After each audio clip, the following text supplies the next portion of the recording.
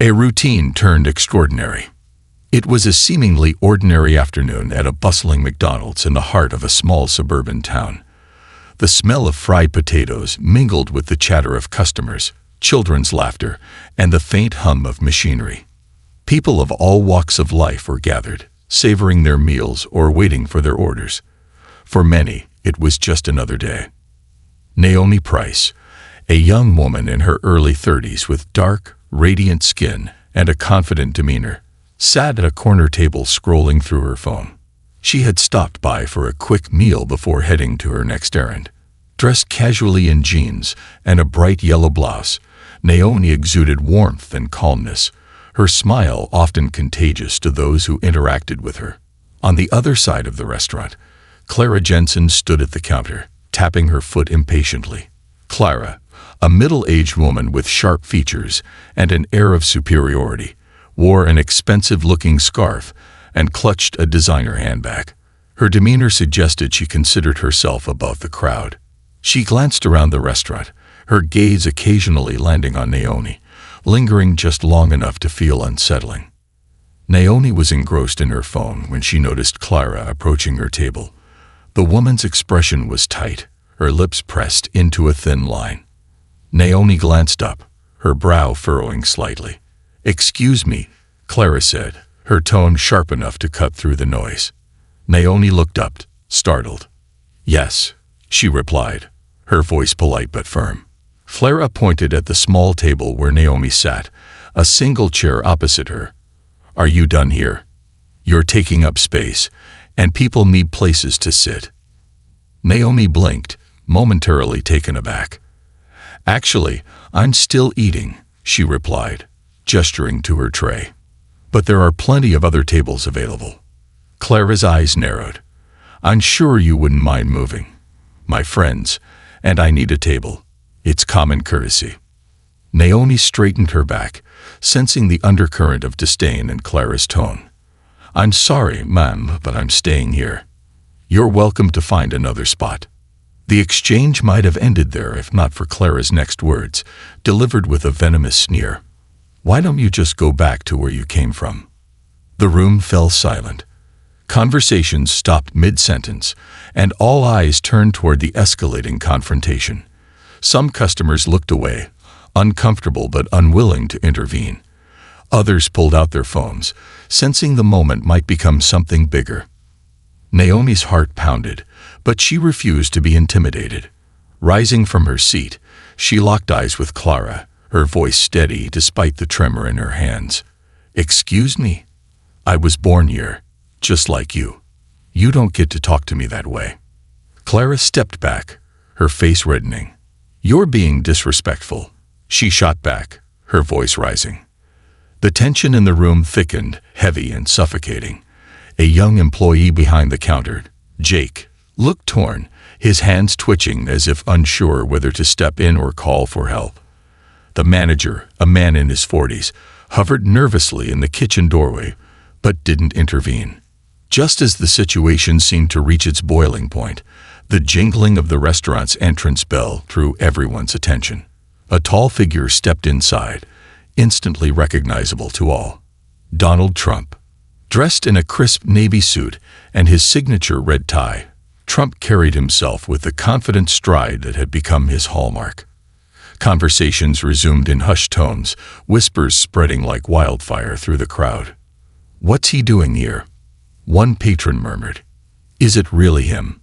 Another whispered, craning their neck for a better look. Trump's gaze swept the room, assessing the scene with practiced ease. His expression remained calm, but the tension was palpable. It didn't take long for his attention to land on the argument between Clara and Naomi. Without hesitation, he approached the counter, his steps deliberate. "Excuse me, ladies," Trump said, his voice firm, but measured as he gestured for attention.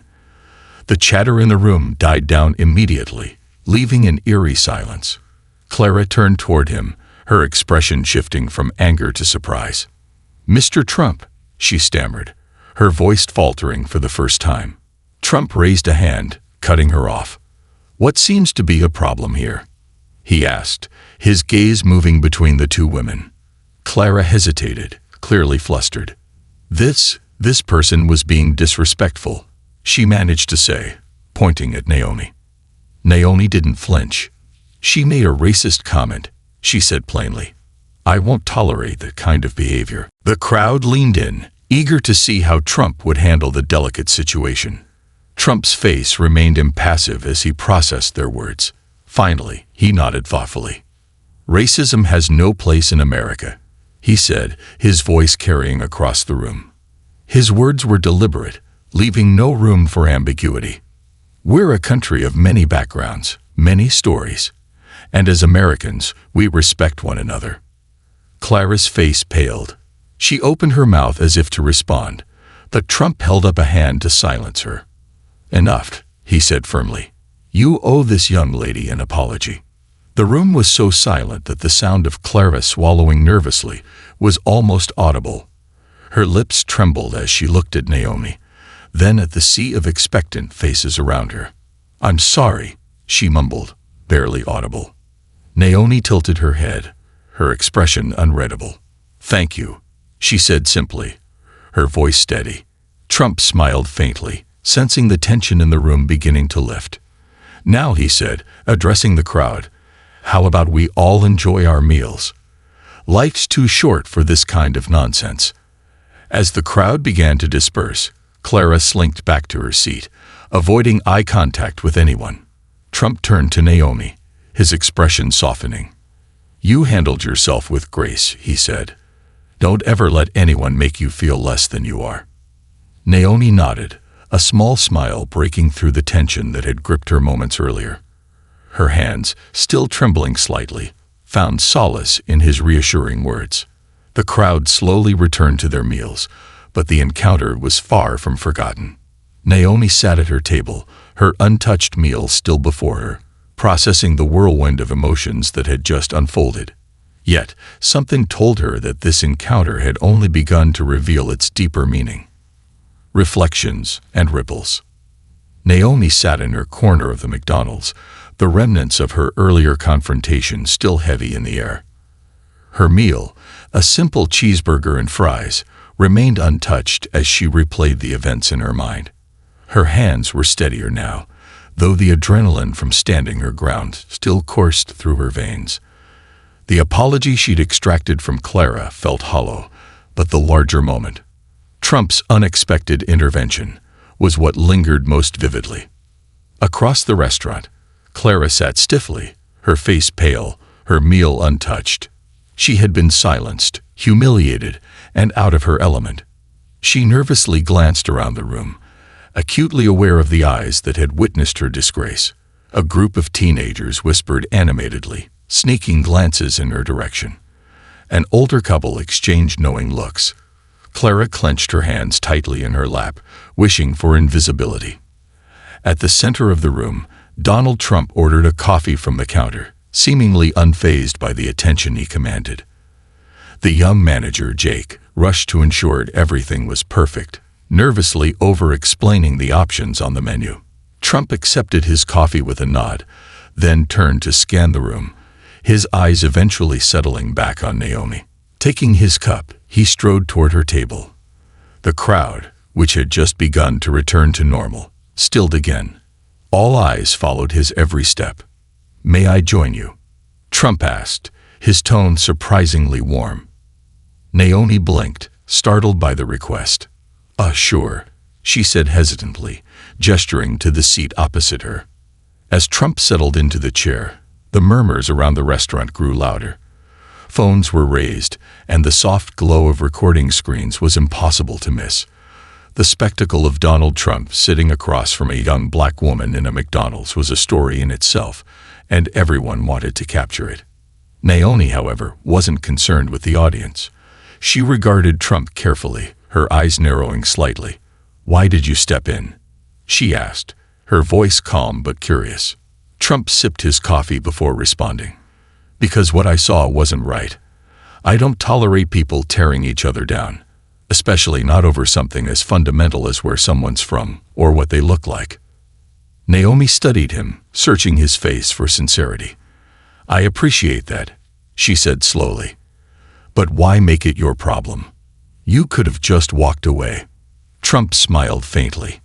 That's not how I operate. Besides, moments like this define us.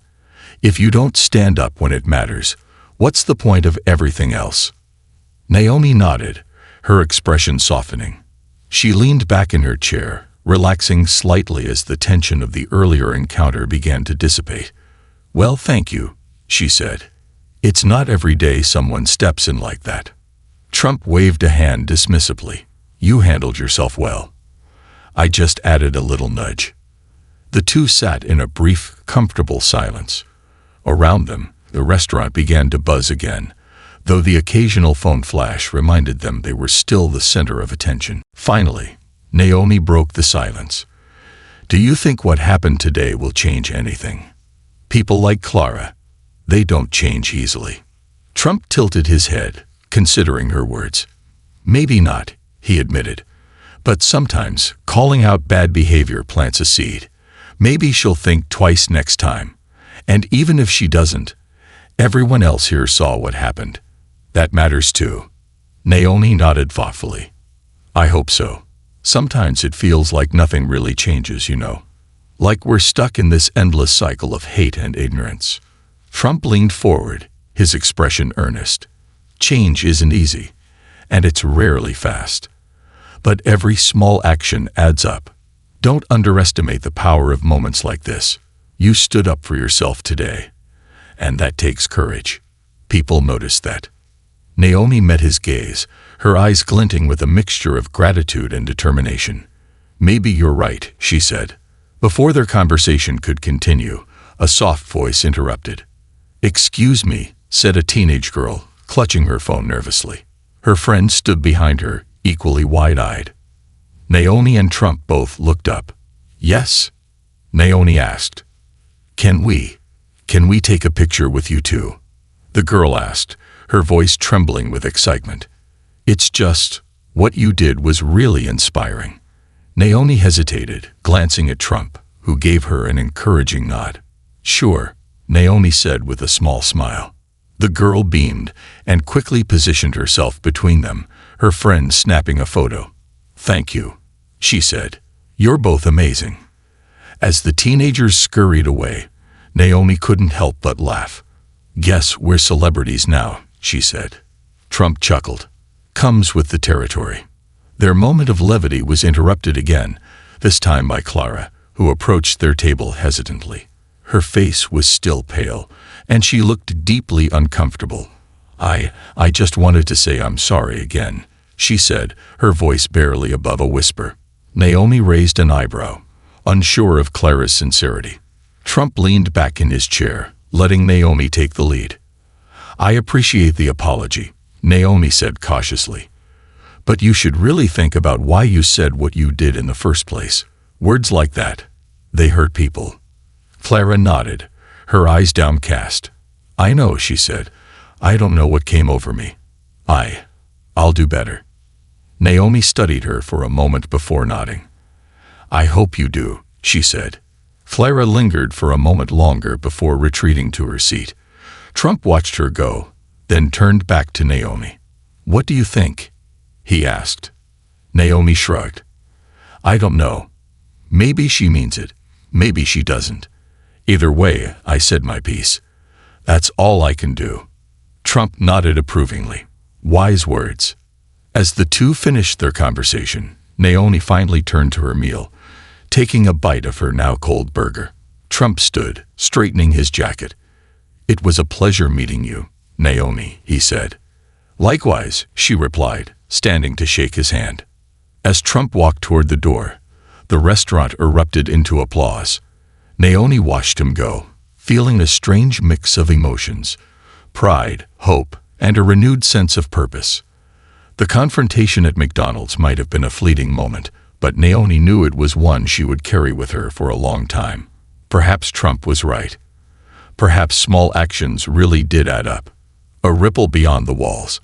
After Trump left, the McDonald's settled into an uneasy calm. Conversations resumed, though hushed, and people cast occasional glances at Naomi. She felt their stares but chose to focus on her now slightly soggy fries. She was determined to ground herself after the surreal sequence of events. The confrontation, the apology, and Trump's unexpected involvement had left her emotionally drained yet oddly energized. Jake, the young manager, approached her table, wiping his hands nervously on his apron. "Excuse me, ma'am," he began, his voice trembling slightly. I just wanted to say, you handled all of that really well. I'm sorry I didn't step in sooner." Naomi looked up, surprised. Jake was barely in his 20s, his boyish face framed by messy brown hair. She smiled faintly. "It's okay. It's not always easy to know what to do in situations like that." Jake nodded, visibly relieved by her forgiveness. "Still, I should have done something. That's part of my job, right? To make sure everyone feels safe here." "You're doing it now," Naomi said gently. "That counts for something." Jake's face lit up with a mixture of gratitude and determination. "Thanks. I mean it." He hesitated for a moment before adding, "You know, I think this will stick with me. I'll make sure to handle things better next time." Naomi nodded, appreciating his sincerity. As Jake returned to his duties, she glanced around the restaurant. The other patrons were still whispering, their eyes occasionally darting toward her. Some looked curious, others supportive, and a few seemed uncomfortable. Clara remained at her table, her shoulders hunched as she stirred her coffee absent-mindedly. The teenagers who had asked for a photo were now animatedly posting on social media, their phones flashing as they discussed hashtags. Naomi couldn't help but chuckle softly at their enthusiasm. But the moment wasn't over yet. Her phone buzzed, and she saw a message from her best friend. "Mia. Girl, are you trending? I just saw a clip of you and Trump at McDonald's. What is going on?" Naomi's stomach flipped. She hadn't realized how quickly the encounter had spread. Curiosity got the better of her, and she opened social media. Sure enough, multiple videos of the incident were already circulating. Some focused on the argument, others on Trump's intervention, and a few highlighted her calm yet firm response to Clara's racism. The captions varied widely. "Grace under fire. Naomi shuts down racism with poise. Trump steps in at McDonald's. Did he do the right thing? Watch this epic takedown of a racist Karen." Naomi groaned at the last one. While she appreciated the support, she hated the sensationalism that often came with viral moments. Still, she couldn't ignore the flood of comments. "This woman is a queen. Absolute legend. Finally, someone stands up to these people. Is Trump actually being decent here? What timeline is this? Clara better stay off the internet for a while." She put her phone down, overwhelmed. The weight of being at the center of a public spectacle was already pressing down on her.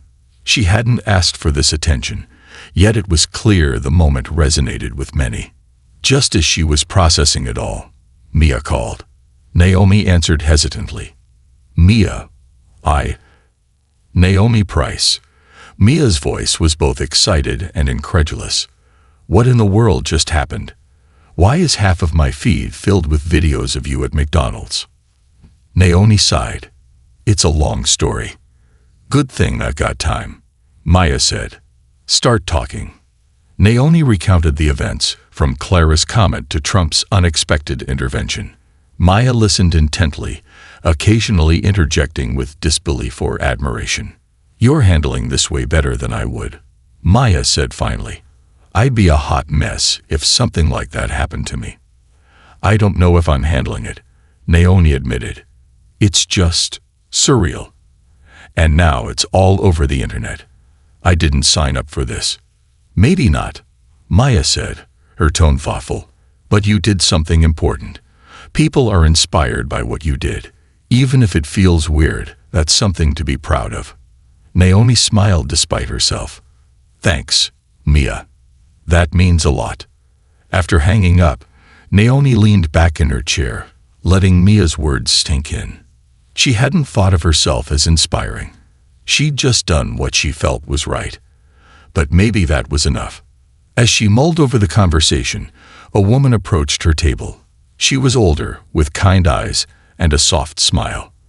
"I hope I'm not intruding," the woman said. "I just wanted to say thank you. What you did today, it meant a lot to me.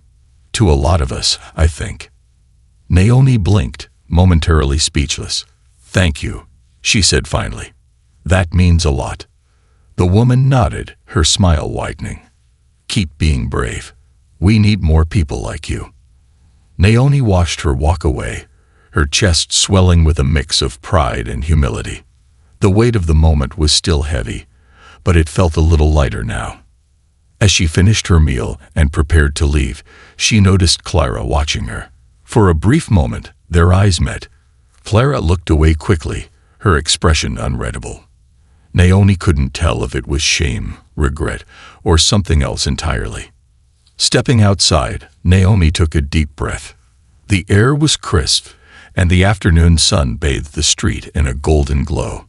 She felt the warmth on her skin, a grounding reminder of the world outside the whirlwind she just experienced. The viral videos, the whispers in the restaurant, the unexpected support, all of it was part of something larger now. Naomi didn't know where it would lead, but she knew one thing for sure. She would carry herself with the same grace and determination, no matter what came next. Little did she know, the ripples from that single McDonald's confrontation were already spreading far and wide, setting the stage for the challenges and triumphs to come. The tides of attention. Naomi stepped into her modest apartment later that evening, the events of the day swirling in her mind. She dropped her keys onto the small wooden table by the door and let out a long sigh. The comfort of her home, with its soft lighting and familiar scent of lavender, felt worlds away from the chaos of the McDonald's incident. Her phone buzzed incessantly in her pocket. She hesitated before pulling it out, half dreading what awaited her. Notifications poured in. Texts, social media mentions, and even emails from people she didn't recognize. Naomi set her phone on the kitchen counter and decided to ignore it for now. She needed a moment to breathe. As she poured herself a glass of water, her thoughts drifted to Clara. Despite the public apology, Naomi couldn't shake the feeling that Clara's words had left a deeper mark. It wasn't the first time Naomi had faced racism, but the brazenness of the encounter, and the fact that it happened in front of so many people, made it harder to brush off. She sipped her water, her gaze falling on the framed photo of her parents on the counter. Her mother, a civil rights advocate, had often spoken of moments like these. Sometimes the fight comes to you, whether you're ready or not. How you respond defines who you are. Naomi smiled faintly at the memory. Her mother's wisdom had guided her through many difficult times, and it resonated even more now. Her phone buzzed again, and this time, Naomi gave in. She unlocked it and opened her social media. The first thing she noticed was a direct message from an unfamiliar account. "Hey Naomi, I was at the McDonald's today. What you did was incredible. Thank you for standing up for what's right." Naomi's heart swelled at the kind words. She scrolled through more messages. "You're a role model. Keep shining. That woman had no right to talk to you like that. You're amazing. Your story gives me hope. Thank you for your bravery." The outpouring of support was overwhelming, but not all the messages were positive. Amid the praise were comments filled with vitriol. "She's just looking for attention. This is why people hate woke culture. Stop playing the victim." Naomi's chest tightened as she read the hateful words. She knew moments like this often attracted negativity, but knowing didn't make it easier to endure. She set her phone down again, her appetite for validation and criticism equally diminished. The evening passed in a blur. Naomi tried to distract herself with her favorite TV show, but her mind kept wandering back to the incident and its aftermath. Finally, she decided to reach out to someone who could offer perspective. She dialed her father's number. He answered on the second ring, his deep, steady voice instantly comforting. "Hey, sweetheart. How are you?" Naomi let out a small laugh. "I've had better days, Dad." "I saw the videos," he said, his tone both proud and concerned. "You handled yourself beautifully, Naomi. I know your mother would have been proud too." "Thanks, Dad," Naomi said softly. "It's just a lot. I didn't expect all of this attention." "You've been thrust into the spotlight," he acknowledged. "It's not easy, but you've shown strength and grace. That's what matters." Naomi hesitated before speaking again. "Do you think it'll actually make a difference? What if it's just another viral moment that fades away?" Her father paused, choosing his words carefully. "You may not see the impact right away, but moments like these ripple out in ways you can't always predict. You inspired people today, Naomi. That's worth something." Naomi nodded, even though he couldn't see her. "Thanks, Dad. I needed to hear that." After they hung up, Naomi felt a renewed sense of purpose. She couldn't control how others reacted to the situation, but she could control how she responded. The next morning, Naomi woke to find the story had grown even bigger. News outlets had picked up the viral videos, and headlines ranged from celebratory to sensationalist. "Courage at McDonald's. Woman confronts racism with poise. Trump's unexpected role in a viral moment. Racism in America. A familiar scene sparks debate." Naomi's phone rang, startling her. It was Mia. "Good morning, superstar," Maya said, her voice bright and teasing. "Don't start," Naomi groaned, though she couldn't help but smile. "I'm serious. Do you realize how many people are talking about you? You're practically a celebrity now." "I didn't ask for this," Naomi said, running a hand through her curls. "Maybe not," Maya said, her tone softening. "But this is your chance to do something with it. People are listening, Naomi.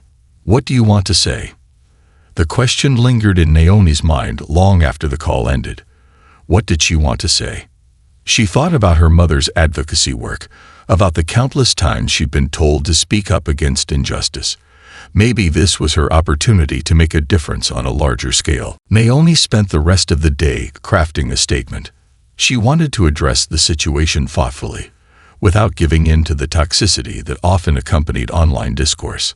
When she was ready, she posted it on her social media accounts. "Yesterday, I found myself in a moment I didn't expect. Standing up for myself against racism was something I've done before, but this time, the world was watching. I'm grateful for the support I've received, but this moment isn't just about me. It's about creating a world where no one has to endure what I did. Let's use this as a reminder to stand up for each other and fight for a more just and compassionate world." The response was immediate and overwhelming. Messages of support flooded in, and people shared her post with heartfelt captions. Activists and public figures reached out, offering collaboration and encouragement. As the day wore on, Naomi realized that the McDonald's confrontation had indeed become more than just a fleeting moment. It was a catalyst, a spark igniting conversations and inspiring action. That evening, as she prepared for bed, Naomi reflected on how much her life had changed in just 24 hours. She didn't know what the future held, but one thing was clear. She was ready to face it head-on. The weight of change. Naomi woke up the next morning to a deluge of notifications. Her phone vibrated relentlessly on the nightstand, its screen glowing with messages, mentions, and calls. She groaned, burying her face in her pillow. The whirlwind of attention from the previous day had only grown stronger overnight, and she wasn't sure how much more she could take. Dragging herself out of bed, she grabbed her phone and began scrolling. Some of the messages were supportive, filled with words of encouragement and admiration. "Naomi, you're a beacon of hope. Thank you for standing up for all of us. Your grace under pressure is inspiring. Never stop speaking out." But others were less kind. "She's just milking this for attention. This whole thing is blown out of proportion. Get over it. Here comes another social justice warrior trying to go viral." Naomi sighed, her shoulders slumping. No matter how well-intentioned her actions had been, there would always be detractors. She knew that. Still, the negativity stung. She glanced at the time, 7:15 a.m., too early for this kind of emotional weight. With a deep breath, She put her phone down and walked to the kitchen to make herself some tea. The familiar routine of boiling water, steeping the tea bag, and waiting for the fragrant steam to rise was soothing. As she sipped her tea, her laptop buzzed on the dining table. Curious, Naomi opened it and saw an email from an unfamiliar address. Subject: "We'd like to amplify your voice." Naomi frowned and clicked it open. "Dear Ms. Price, we are a non-profit organization dedicated to promoting social justice and amplifying the voices of individuals who make a difference. Your recent actions have inspired millions, and we'd love to collaborate with you on creating meaningful change. If you're interested, please let us know." The email was signed by the executive director of the organization, along with links to their website and previous campaigns. Naomi felt a flicker of excitement mixed with apprehension. Was she ready to step into a larger role? She wasn't sure, but the possibility intrigued her. Her phone buzzed again, snapping her out of her thoughts. This time, it was a call from Mia. Naomi answered, her friend's voice immediately filling her ear. "Naomi, have you seen the news?" Maya asked, her tone urgent. "No," Naomi said, setting her tea down. "Why? What's going on?" "They're talking about you," Maya said. "Like national news, CNN, MSNBC, even Fox. Your video is everywhere." Naomi's stomach tightened. She turned on the TV and flipped to a news channel. Sure enough, there she was sitting at the McDonald's, facing Clara, with Trump standing between them. The segment was surprisingly balanced. The anchor highlighted the incident, calling it a microcosm of America's ongoing struggle with racism. They praised Naomi's composure and mentioned Trump's unexpected intervention as a moment of unity in an otherwise divided political climate. Naomi turned off the TV, her mind racing. This wasn't just viral anymore. It was a national conversation. Her phone buzzed again, this time with a call from an unknown number. Hesitating for a moment, she answered. "Hello. Ms. Price, this is Angela Morgan from Good Morning America. We've been following your story, and we'd love to have you on the show to talk about your experience and your message. Are you available for an interview?" Naomi blinked, her breath catching in her throat. I'm not sure," she said cautiously. Angela's tone was warm and encouraging. "I understand this might be overwhelming, but your story has touched so many people. It's an opportunity to share your perspective and inspire others." Naomi promised to think about it and hung up, feeling both excited and terrified. She couldn't deny the importance of the platform, but the idea of speaking to a national audience was daunting. As the day went on, Naomi received more offers, interviews, speaking engagements, and collaborations with advocacy groups. The sheer volume of attention was overwhelming, but it also signaled a rare opportunity to effect real change. That afternoon, Naomi decided to take a walk to clear her head. The crisp winter air bit at her cheeks as she strolled through her neighborhood, her thoughts churning. She passed by a playground where children laughed and played, their joy a stark contrast to the weight she carried. She paused at a bench overlooking the park, sitting down to gather her thoughts. Her mind drifted back to her mother, who had spent her life fighting for justice and equality. Naomi could almost hear her voice. "Change doesn't come without a cost, Naomi, but the cost of silence is far greater." The words settled in her heart, grounding her. Naomi realized she didn't have to have all the answers right now.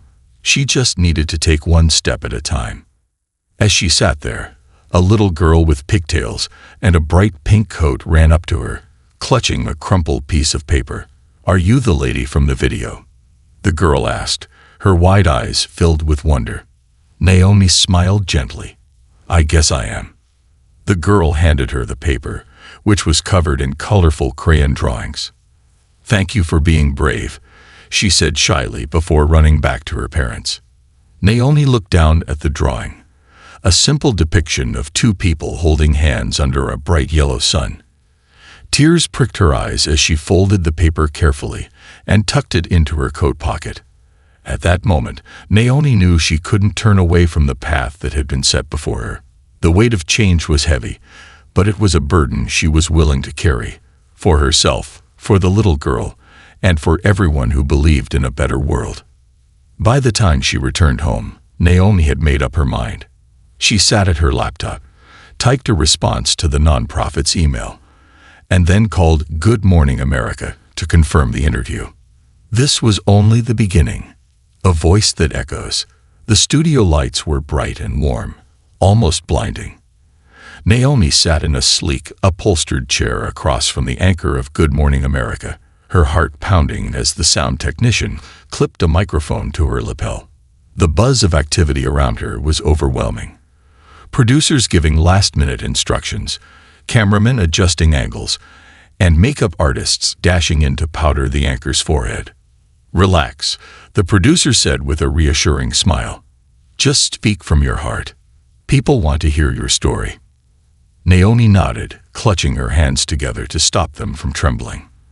This was the biggest platform she'd ever had, a chance to reach millions, but it was also terrifying.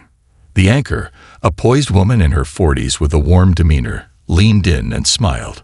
"Naomi, it's an honor to have you here. Thank you for joining us." "Thank you for having me," Naomi said, her voice steady despite the butterflies in her stomach. The camera light blinked on, signaling they were live. The anchor began, recapping the McDonald's incident that had captured the nation's attention. Clips from the viral videos played on a screen behind them, showing Naomi standing firm, Clara's outburst, and Trump's intervention. "Naomi, this moment has sparked a national conversation," the anchor said. "Can you tell us, in your own words, what was going through your mind during that confrontation?" Naomi took a deep breath. "At first, I was just shocked. I've dealt with racism before, but it's never easy, and it's certainly not something you expect to face in a place as ordinary as a McDonald's. When Clara made her comment, I knew I couldn't stay silent. It wasn't just about defending myself. It was about standing up for anyone who's ever been made to feel like they don't belong." The anchor nodded, her expression thoughtful. And then Donald Trump stepped in, a moment that surprised many. "What were your thoughts when he intervened?" Naomi hesitated, choosing her words carefully. It was unexpected, to say the least. But in that moment, his words helped de-escalate the situation. "I don't think the focus should be on him, though. This isn't about one person's actions. It's about addressing the larger issue of racism and how we, as a society, respond to it." The anchor leaned forward. "You've received an outpouring of support, but also some criticism. How are you handling the intense spotlight?"